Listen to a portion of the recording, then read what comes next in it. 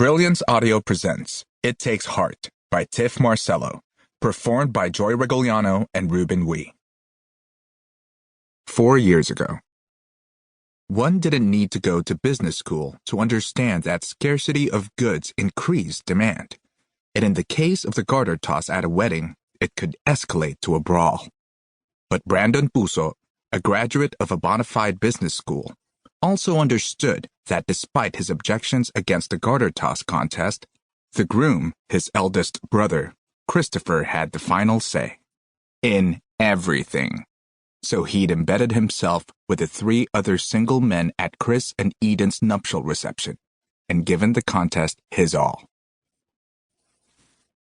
And this was how Brandon found himself sitting in the dark corner of the reception venue, sans garter, and stripped out of his barong Tagalog.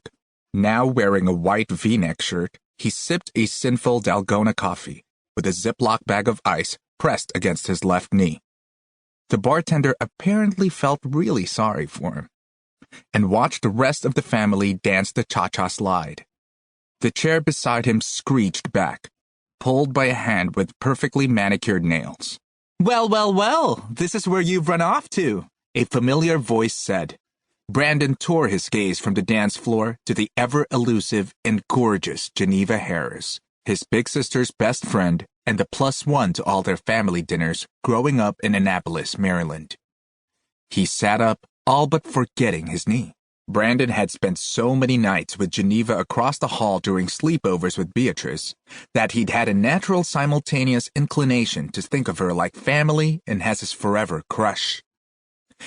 And here she was, no longer in overalls, but in a short, loose-fitting, and delicate peach dress that tied behind her neck, a few inches away from him. She had a smattering of freckles over her shoulders, her skin a golden brown from her Filipino and white American mixed-race heritage, though now, 2 years since he'd last seen her, she resembled her Filipino mother more than ever. Then he remembered that she'd witnessed the wannabe WWE Royal Rumble he'd embarrassingly lost. He winced. "Did you see the Reverend come down with a crane like he was the Karate Kid?" He lifted the bag of ice from his knees and shook it. "Direct hit." Geneva stuck her feet into flip-flops and opened the wooden door to the screen door, grabbing the binoculars hanging on the wall. It was a man. A shirtless man. Geneva gasped. The right side of the man's back bore a tattoo. On instinct, Geneva touched the base of her neck, where a matching tattoo resided. She lowered the binoculars. It can't be. No way. No frickin' way. Geneva had known it was a risk that Brandon would be at the resort, but with Beatrice confirming that he had been keeping to himself, her assessment had been that the risk was low. Low to almost minuscule. She also had this tool called social media, and Brandon's real estate business had just posted a photo of a home in Maryland that they'd purchased to flip. From inside, Nita's voice was laced with panic. "Geneva, what's going on? Do I need to call for backup?" At that moment, Brandon turned in her direction.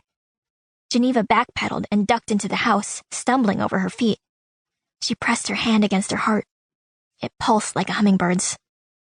Brandon's here, which meant that she couldn't be. "Geneva, I'm going to call 911. No need," Geneva whisper yelled, making her way back up the ladder. Luna paced the loft like a guardian, eyes on the front door. Could Brandon hear her in this tiny house? Sweat had blossomed on her forehead from the humidity, the climb up to the loft, and the pass that had landed squarely on her doorstep. She didn't need a backup, but an exit.